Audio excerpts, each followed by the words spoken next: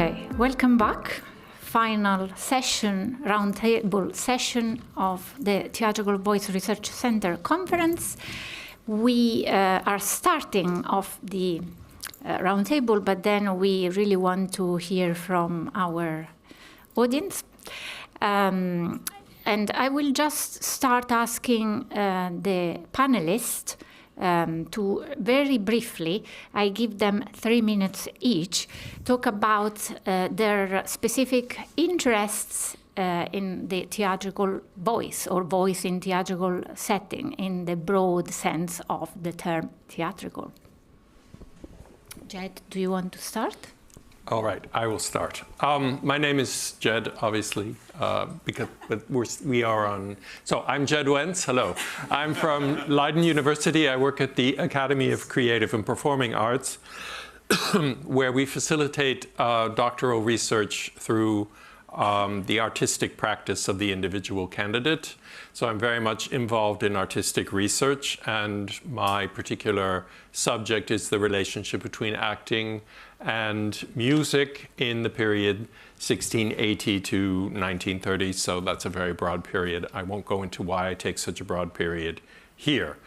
I also have been organizing largely the Dutch Historical Acting Collective, which is a group of musicians who are interested in exploring historical acting treatises and seeing what it does to their musical practice and what their musical practice does to acting. So these two arts were very, very closely related in this period, and we have found it extremely useful to take the time to go into the treatises and work in a non-hierarchical fashion where we can see what other people are doing, but there is no one in the group who says this is the proper way to utilize this source. So if I have anything that I would like to get off my chest or that I find important when thinking about the voice, about theater, and about music, I would say that we must not lose the individual in the search of some kind of perfection, that we should not allow aesthetics to get in the way of the exploration of the treatises, because very often people don't go to what they deem to be ugly or overly sentimental, or so that if you immediately set borders when you start working with sources, that will be problematic, and that we try to get generate enough people doing something so we can watch a multiplicity, a variety of approaches to historical sources and not get fixed on some kind of guru situation where one person knows and everyone else follows. Thank you. Richard? Sure. Thank you. So I'm Richard Elliott, based at Newcastle University in the northeast of England. And my main area of research and teaching is popular music studies. Fairly broad-ranging, but I probably don't go back beyond 100 years or so. But other than that, fairly broad-ranging. I'm interested in musics from around the world. So I've done some work on non-Anglophone popular musics. A lot of the work I'm doing at the moment is on Anglophone music. So I guess in relation to voice, a lot of the work I'm doing is inevitably around mediated voices, often around recorded voices, so audio recordings, audio-visual recordings. But I'm also interested in the writing voice as well, because I have an interest in song. I'm interested in songwriting and how voice comes through that way as well. So earlier academic work, I focused on the Portuguese genre of fado music, and the work I was doing in that area was very much around how song takes place, both takes place as its kind of subject matter, but also takes space and takes place, and how that particular genre of music is both reflective of a city. In particular, I was looking at fado in Lisbon, but also how that music gets imprinted back onto the city as well, becomes a presence in the urban space. And I suppose the theatrical there would be very much the kind of how the dramatic voice of the fado singer is brought from the the fado houses, the traditional fado houses, into the recording studio. Most of the singers I was looking at were recording artists, and then onto the concert stage as well.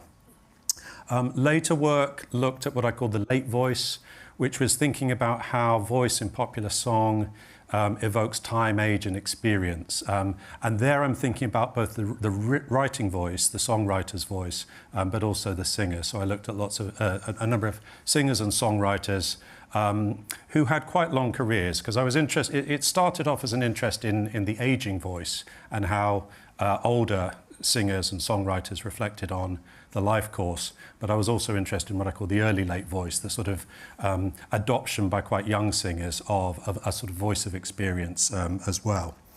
I've also done work in sound studies where my interest is more in how voices move between sense and nonsense. So a project I had called The Sound of Nonsense.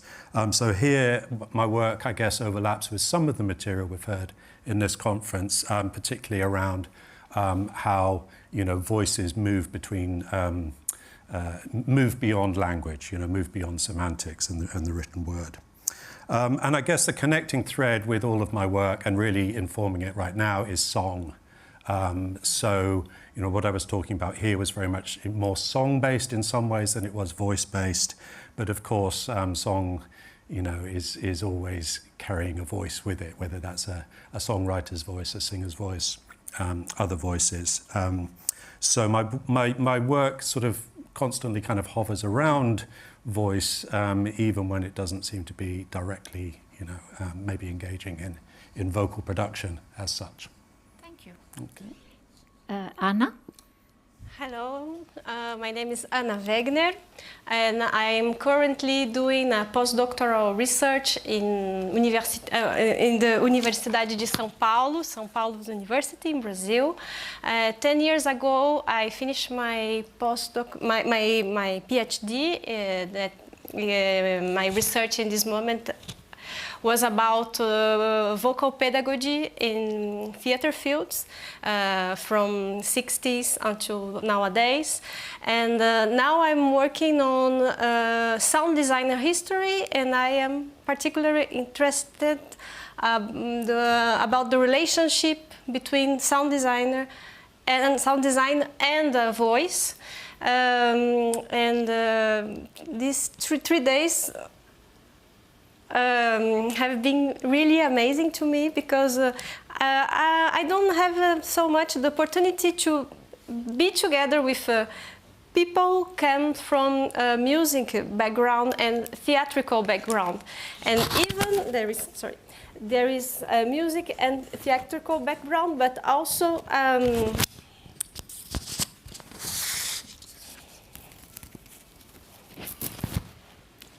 musical background and theatrical background, but also in each one of these areas, a lot of different approach.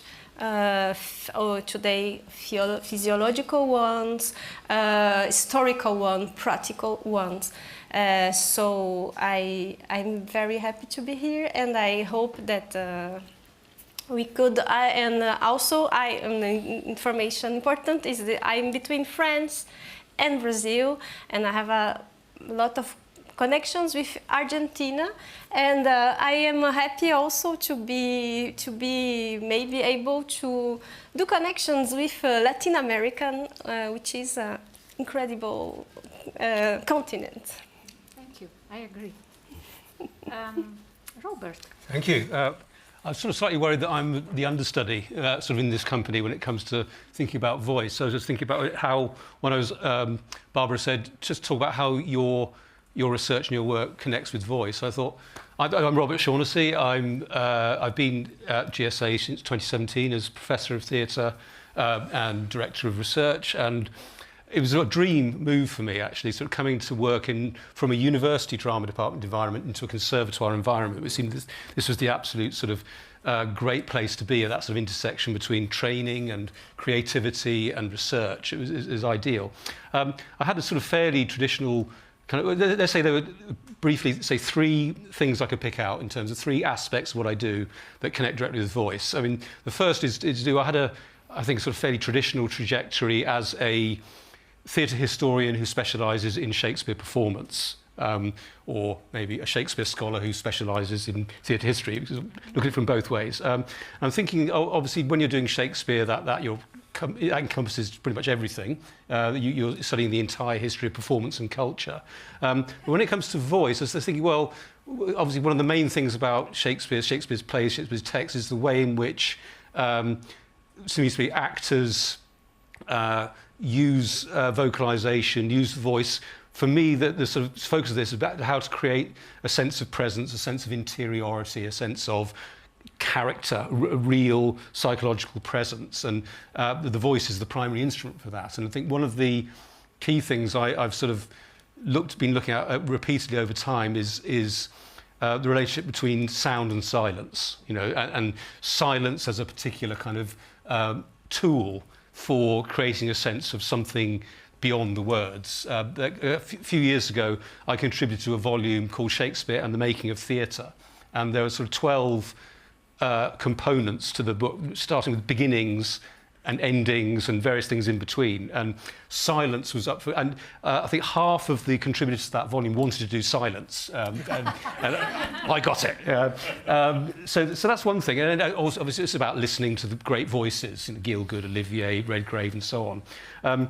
So that's sort of one aspect. The second would be in the editing work, and I get an opportunity to tout my edition of The Winter's Tale, which came out last year, which is in the series known as the Arden Performance Editions. I don't know if you know that series, but the idea is it's a sort of companion to the renowned Arden Shakespeare series. But the idea is it's not the same as the Arden third or fourth series, Winter's Tale, in the sense of being a scholarly edition. It's certainly edited to the same scholarly standards, but the key thing about these is they are designed for actors. So you have the text on one side of the page, on the other side a whole load of annotations which are about assisting the actor in terms of how to speak, not how to act, but how to speak the text. So the challenge in editing this text was how to convey information about meter, so this is a hexameter, this is a pentameter, this is an unstressed ending, this is a triple ending, this is a spondee, this is a trochee, in ways that actors would understand and that actors would find useful. So that seems to me that's the sort of second part of it. The third and final thing is the aspect of my work which I've been developing the last couple of years about the interface between Shakespeare and applied performance. Well, applied performance, I mean where you're working, where practitioners, creative artists are working with particular groups or particular needs or particular communities. So I did some work last year which was looking at audio description, in terms of audio described performances where texts are created and then spoken to meet the needs of blind and visually impaired theatregoers. So I'm very interested in that, but also the thing that really hasn't been looked at is the actual performance of audio description, what the particular sort of quality of it as something that's heard, and in particular alongside Shakespeare, where you have this verbal text in your ear, which is operating alongside the text of Shakespeare that you're listening to. That's one. But I guess the really central and I think most important element of the applied theatre work is the work I'm doing around Shakespeare and autism. I collaborate with a theatre company called Flute Theatre, which is run by the actor Kelly Hunter, and Kelly and Flute have been working for at least a decade making Shakespeare with autistic participants. And one of those participants is my son, Gabriel, who's 25 years old. He's been working with Flute. Gabriel is profoundly autistic, and like a lot of autistic people, he finds challenges in terms of three areas: imagination, social interaction, and for us the most important thing is communication, verbal communication. And that Gabriel communicates in a very distinctive way. He has a kind of sing-song delivery, uses lots of kind of repeated phrases, stop phrases, but communicates in his own way and in his own distinctive way, which is very much allied to music. And there's a sort of crossover there. He's very musically able. And the work of flute is kind of based around taking a Shakespeare play, taking moments from a play and maybe a few words, a few lines, and then turning them into an interactive game. And what I have found is that Gabriel and lots of the other young people, not necessarily young people, children who work with flute, find this is a space in which autistic play, autistic creativity becomes possible. And that's a voice that I kind of feel we could sort of hear more of, is the sense of, we hear a lot about the virtuoso voice, the articulate voice. This is talking about a different kind of voice, which is articulate in a different way, that finds expression through Shakespeare. I'll stop. Thank you. Thanks, everyone. Now I will do something slightly unorthodox for a chair. I will talk very briefly about the Theatrical Voice Research Center. Some of you here are, and some of the people who are listening online are already members of the center. If you read the main statement on the homepage, what is this thing, the Theatrical Voice Research Center? This was the timer for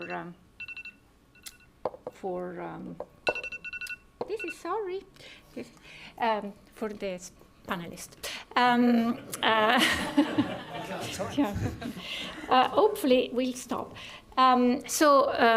If you read the main paragraph, the main statement, the Theatrical Voice Research Center brings together researchers, performers, and cultural organizations with a passion for the human voice from multiple sociocultural perspectives and across different genres, all of which has happened during these 3 days. The second sentence perhaps could be better written. At the time, November 2025, we felt was good enough. As a community, we aim to overcome the boundaries between singing and the spoken voice, the spoken word, in both live and mediated settings, classical and popular idioms, Western and non-Western practices. And again, this has happened. Obviously, the people are at the heart of this endeavor. You must believe me because I can't show you a number here, but the center has around 170 members so far. Membership is free. Everybody interested with a passion in the human voice is welcome to join. There is a directory. Once you are a member, obviously you cannot access this part of the website if you are not a member. But through keywords, you can find people with interest that are close to yours. Another part of the website is resources. So this is just a starting point, and suggestions are welcome. The resources are divided in headings, as you can see. It includes literature on actors and actings. There is a lot about vocal pedagogy, treatises, vocality in history, singers, recording technologies, media, which is a section I feel is particularly in need of growing and expanding, gendering and racializing the voice. These are partners. We established partnerships with opera companies, I'm afraid, because I am an opera scholar, so I operated in that direction. But there is also Music Theatre Wales, contemporary opera and contemporary musical theatre. And then there are amateur there is an Italian opera house, the Teatro Reggio in Parma, which run the Accademia of Voci Verdiane. So it's a young artists program, basically, for singers and accompanists.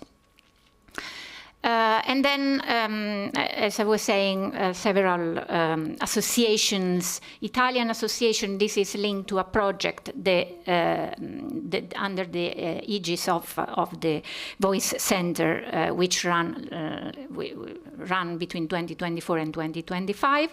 This was the project called The Inclusivity of Opera, so it's shown in the section of the website called Projects. All members are invited to share their projects on that section of the website. There are a few videos, short videos of members who wanted to talk about their current projects, so you are welcome to do the same if you like. And this was an oral history project, so I went off to Milan and interviewed people in Casa Verdi, which is a retirement house for musicians created by Giuseppe Verdi. Another aim is working with the industry. So this was last year a conference the center organized last year, but not the Theatrical Voice Research Center conference. It was a conference on celebrity. The final panel was with the industry. So we see members from Royal Opera House, I should say Royal Ballet and Opera, Royal Ballet and Opera, as the new name, and ENO, and a journalist, and a couple of independent artists. As I said, the Voice Center did run other conferences. Some people asked me, why did you call this conference this year the inaugural conference? Because I remember you ran another conference last year. Yes, we did. It was pretty long as well, but had a theme. Actors, singers, and celebrity cultures across the centuries. So very different. And the 3 days felt really different to the 3 days we just are concluding today. And then other events, the bottom-up, the inclusivity of opera is collaboration with English National Opera, which the center ran in 2025, and we had an afternoon event at the London Coliseum. This conference, the inaugural conference of the Voice Center, I used the same image that is the image associated with the Theatrical Voice Research Center. And I wanted to reflect about what we have been doing in these 3 days. So I know that this is probably obvious to everyone, but just to summarize, we had 3 sessions on vocal pedagogy. And if you read the main statement of the Voice Center, the second paragraph is about vocal pedagogy. We link comparative and historical investigations of the voice with contemporary voice training and performance. And we are eager to share scholarly and performance-based understanding of the voice with the cultural industries and wider society. So it is for us, it is for scholars, it is for practitioners, it is for performers. It is a work that cannot stay within these walls. It is a work that needs to reach the performing arts in the real world and the wider society, whoever is interested in voice. We had 2 panels on embodiment, and in a way, we looked at that element from both the performance-informed research perspective and the research-informed performance perspective. 2 panels in 2 different days. Then, in the end of day 2, we had this interaction between the theatrical no, sorry, this was in day one.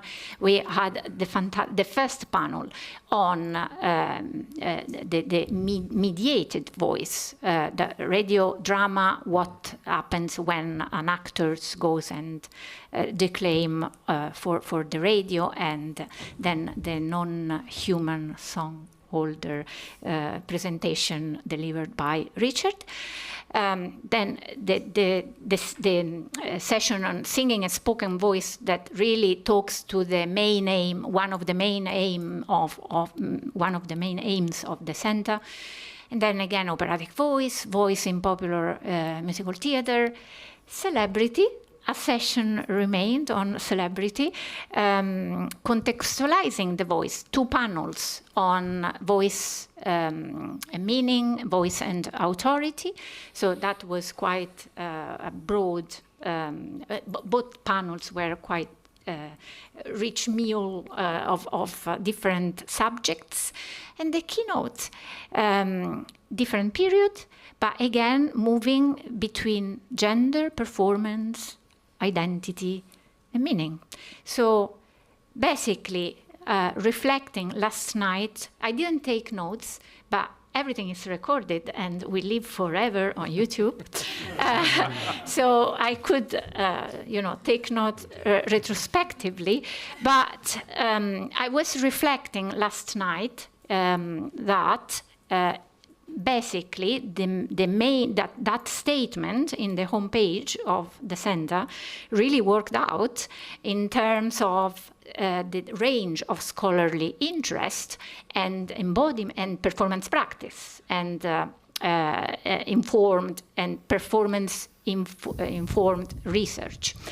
So basically this is where we are. So my question to my panel and then to you is where to now from here? And please, whoever wants to start.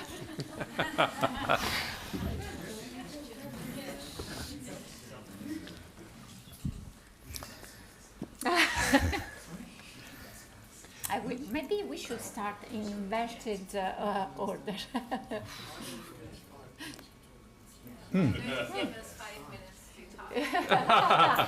Okay. Wait a minute. We could do that. Let's take 5 minutes. Yeah. Yeah. Yeah. No, for discussing the question.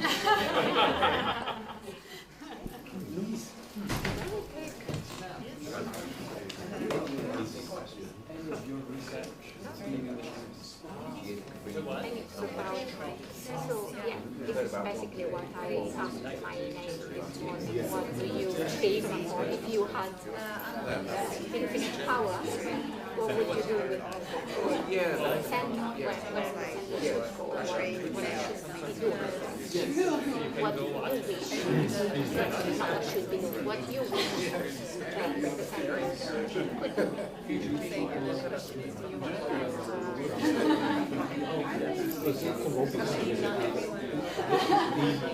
The partners are all within this sort of musical area, aren't they? So Yeah, because I don't have. no, that's not what I'm saying. First thing is to extend the range of partners within theatre organisations. First, as a starting point. Maybe I don't know whether media organisations is too broad a term. Are there any sort of theatres?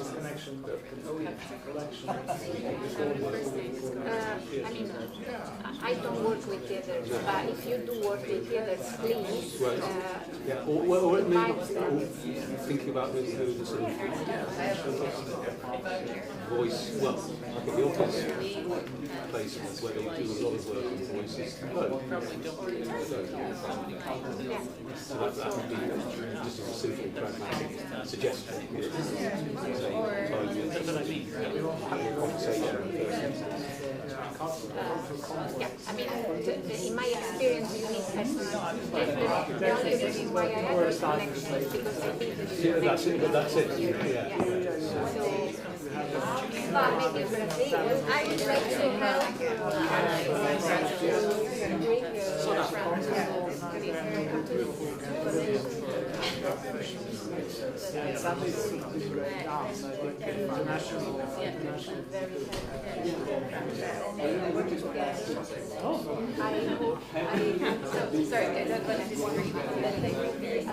Great connection. Yeah, I remember to announce that at the end of this roundtable. Okay. Yeah, please remind me. I'm looking forward with you next year.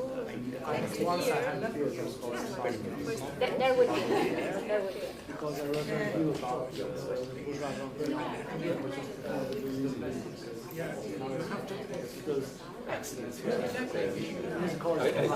Well, you'll announce it. I mean, like you say, you'll announce will there be a theme for that combination? I think this is wonderful serendipity. I was thinking that this morning, because I was thinking, the few notes I kind of made, were sort of starting to push things into themes, and is that is one way of thinking about how to have a beautiful and to have conversations. But I agree, there is something about the mix. And the diversity. Yeah. Listen to things that I'm not within my domain at all. Yeah. But I still find. Yeah. Another thing is we did not, there was that talk about in the Iran parallel sessions, and we refused. I looked through the refusals, 30%. We refused 30% of the application. So it may, I don't know what will happen next year, but it may grow to that point where you have to refuse more than half of the. So, but I agree. We should be all So it together. feels so much like a community.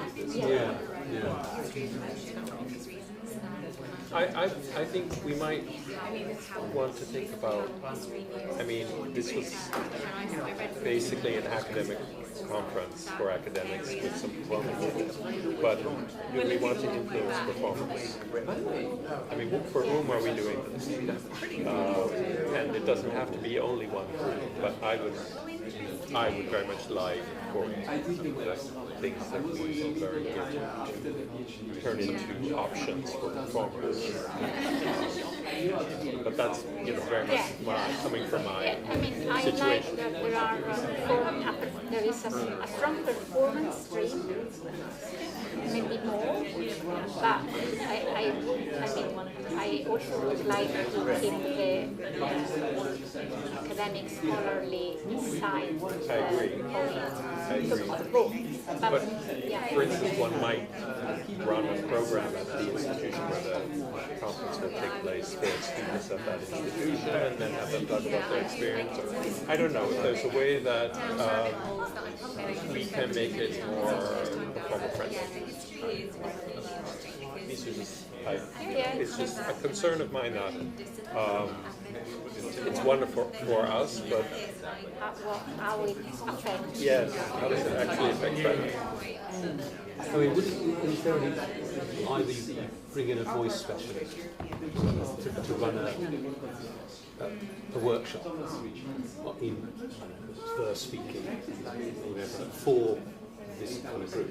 Also good. Yeah, say you're going to have a session, and it can be sort of, people don't have to do it, so that we as scholars are actually having that learning experience. I mean, this is what it's like to work on your voice with somebody who is a voice trainer or a voice coach. So rather than, I love this sort of practical demonstration. Yes, Melinda suggested that we have some more training, but there are also performers that have training. But I agree that it would be. I'm thinking from my point of view, I would value that if somebody working and saying, this is what you do, just in a very sort of introductory, this is just a taster of what you do. So I think it's And the voice is not separate from the body. Your picture is full of gesture, right? Yeah, that's it. And that will influence the voice when you use gesture. So I don't think it should become an acting workshop, but you can't completely leave it out if you're talking about the theatrical works. On this note, I will stop. Okay. Okay. I think it's time to bring the conversation back to this side of the room, and we had, I don't know, shall we share what we just said, or do we want to talk in order? What do we? You want to sum it up? No. No. Because I already talked too much. Okay. I'm a chair. Okay, shall I just start with the idea that I just threw there? I was suggesting, what about the idea of building into the programme a workshop with a voice specialist, somebody who works professionally, just as a sort of, not in order to train us to speak or to act, but to say, this is what I do, and this is a taste of what it is like to work on your voice in a sort of professional performance context. I think it probably would. I mean, it could be a song, it could be a musical, or it could be a don't want to call it acting, but speaking workshop. But something that then, and it's not something that necessarily everybody in the conference is compelled to do. There has to be a degree of opt-in and opt-out. But I just think, for me personally, the sort of opportunity to have that lived learning experience within this kind of setting would be really valuable. I'll just throw that out as whether people would think that's great, or oh my God, I'd run a mile. If But can we first do a round here before we respond? That provocation from us. No? yeah. And I tell that I really look forward to the next meeting, and also that I will be really happy to create connections with theatrical institutions in different countries. Thank you. That is very appreciated. For me, I guess some notes I was making during the 3 days were around, obviously we had a session on mediated voice, and as you read the description of the centre, Barbara, and the scope of the conference, that's very clearly signalled as being included. I personally, would like to see a bit more foregrounding of that idea of the mediated voice. At the same time, I suppose one of the questions I would put out there is, would a foregrounding of that reduce the scope of talking about the theatrical voice? And, are there tensions there? And if, are they productive tensions, or, we know that there's only so many areas we can cover, so many people we can accommodate if we want to keep the conference plenary. One of the things we were just discussing was, do we want to keep it as a plenary event? It clearly has great benefits to have everyone involved in all of the sessions, but it does mean that we're not able to accept all of the proposals that come in. So on that note, we had to reject 30% of the proposal we received, so was already a high rate this year. Yeah. So I'm going to talk about mediation. I mean, obviously the session I was in at the start of the conference, we were talking really about kind of technologically mediated voices, and those have come up in other panel sessions too. But I suppose technology is only one way in which voice gets mediated. So, I was struck this morning, for example, by thinking about the choreographic voice, and obviously there's been a lot about connecting voice to gesture as well, and that's clearly an area where we might sort of think about how voice is distributed through and connected to gesture as well. Certainly, I mean, we'll hear a little bit more about next year's event, shortly. But I know that one of the people who's going to be involved in that, for example, is doing workshops next year, for example, on gesture, musical gesture. So again, that might be some ways of thinking about how those things can get connected. I was very struck by the idea of inherited voices that came through a number of the presentations here as well. And I think that we've heard a lot of historically located case studies during the conference, but I think also as something about the historical continuum of the voice as well would be really interesting to hear. And yeah, those are kind of most of the things. Like, the other thing, I suppose, and again, it reflects my specialism, but I would like to hear more about more popular music. I would like to hear more sort of vernacular and folk music. I was really pleased in our last session there to hear the foregrounding of folk in both presentations, the mention of the popular voice coming through there, and I guess that's something I'd like to see more of as well. And my concern also very much situated in my own practice, but this is an academic conference for academics, and thus shall it ever remain. That is not what I'm arguing for, but it would be nice to think of ways that we can make this information available to performers as options for their own practice, and that it doesn't remain within our own context, but somehow could reach an audience of performers looking for possibilities. And we might think about creative ways to get young performers involved. Well, that would be wonderful. I am really into this idea. And before we think about ways of doing that, and before I open this conversation to the floor, I would like just to say that next year the conference is going to Newcastle University. I thought so. So the conference is touring to Newcastle University next year and follows, as Richard was mentioning, a workshop on vocal gesture and it's gesture, physical gesture, and how physical gesture informs vocality.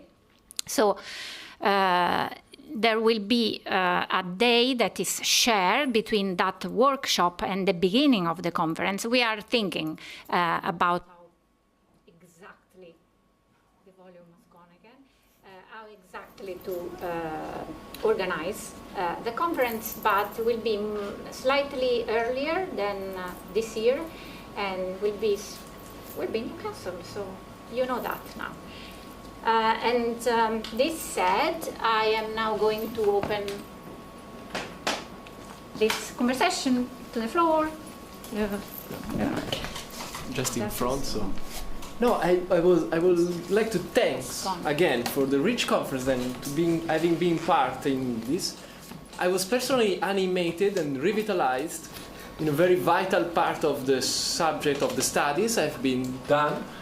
And thanks also for having conducted the work so elegantly, so beautifully. It was a pleasure to be here also, really. And during the last session, I had a similar intuition of you, Robert, like a certain need to re-meet with a specific focus on techniques and to make these available really to persons engaged with practice. So maybe if there are so many things happening and it's not possible to always to convey, like, or even separate little parentheses among the years could be some certain appointments to get more in touch throughout the year. And I would like to know, we are already members of the society right now, of the center. Not yet, not necessarily. We have 2 on the website, got in. Yeah, so. And that's also important. It's very useful because there are many established contacts right now with persons that I will need to contact directly to ask about the research they are doing on several aspects. So I will support the proposal, definitely.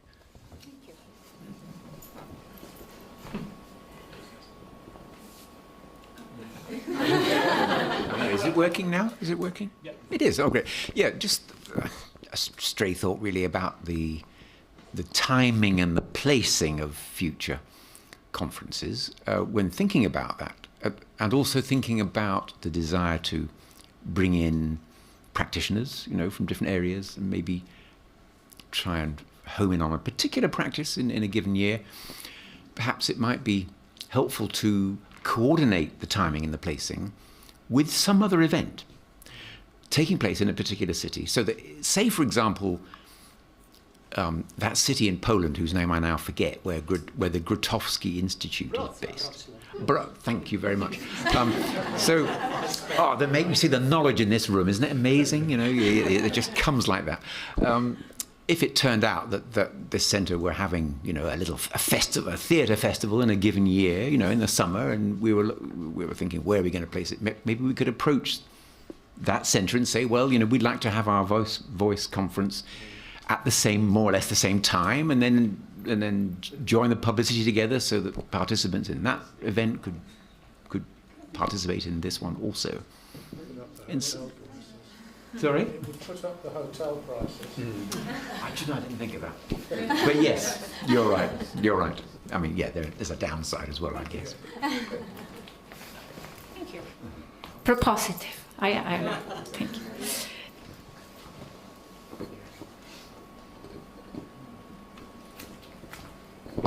Maybe just trailing on some of the thoughts of our panelists here of other focuses, something we heard a lot about national and transnational concerns with the voice, but maybe something more localized could be interesting, particularly maybe something like in Newcastle and what the voice means or has meant along, I don't know what kinds of lines, but some sort of local angle could be an interesting way of approaching things too. Thank you.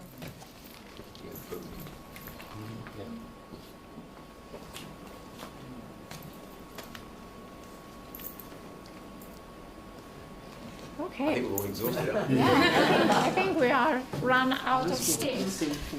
Okay, I think we are tired. Are we tired? Yes. And we are also really, really waiting. We can't wait to have that glass of wine, right? So we will head towards the drinks reception now. Thanks for a wonderful three-day event together, and thanks to everybody online for watching us, and see you next year. And also thank you, Barbara. For